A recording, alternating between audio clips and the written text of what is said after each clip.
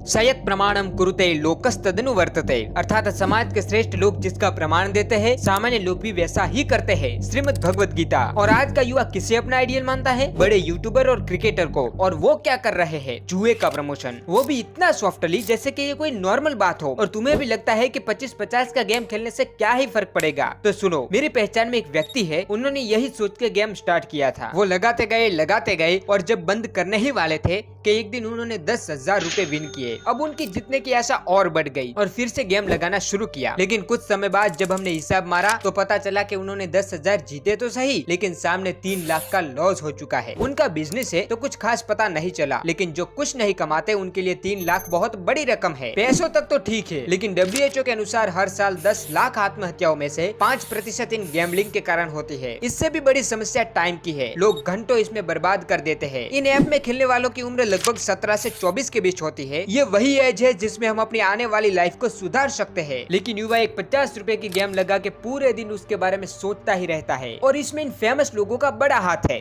कैसे? एक रिपोर्ट के अनुसार 2022-23 की IPL के दौरान प्रमोशन करने के कारण इन गेम्स की कमाई 24% बढ़ चुकी थी, जो कि इंडियन रुपए में 28 बिलियन होते हैं। लगभग 61 मिलियन नए लोगों ने इन गेम्स के अंदर भाग लिया, जिसमें 65% छोटे शहरों के लोग थे, माने वही मिडिल क्लास लोग और उनके 17 से 24 के बच्चे। इतना ही नहीं, हर साल लाखों लोग इन ऐप से जुड़ते ही जा रहे हैं। सरकार इन्हें जल्दी बंद नहीं करेगी, क्योंकि वो इन ऐप से करोड़ों का टैक्स कलेक्ट करती है। इसमें कुछ हमें और कुछ इन प्रमोशन करने वालों को समझना चाहिए। हमें 2 बातें समझने की जरूरत है। पहला, कि इसमें कोई अर्निंग नहीं है, क्योंकि कमाने से ज्यादा डूबने के चांस है। और दूसरा, व्यक्ति से ज्यादा सिद्धांत को अपना आदर्श बनाए, क्योंकि जिस व्यक्ति को तुम अपना आइडियल मानते हो वो तुम्हारे बारे में बिल्कुल नहीं सोचता। अगर सोचता होता तो क्या भला जुए का प्रमोशन वो करता? इसलिए रियलिटी के साथ देखो क्या सही है और क्या गलत। और थोड़ा इन प्रसिद्ध लोगों को भी सोचना चाहिए। उन्हें अच्छी तरह से पता है कि इस प्रमोशन से क्या नुकसान हो रहे हैं, किंतु पैसों की लालच ही कुछ ऐसी है, इसलिए शायद वो कभी न सुधरे। किंतु हम तो सुधर सकते हैं और दूसरों को भी सुधार सकते हैं। ना आप खेलिए और ना ही दूसरों को खेलने दीजिए। अगर आपका कोई पुराना नुकसान है और उसे रिकवर करने के लिए आप खेल रहे हैं तो बंद कर दीजिए। होना था सो हो गया। अब अधिक मूर्खता नहीं, प्रौढ़ बनिए, तर्कशील बनिए।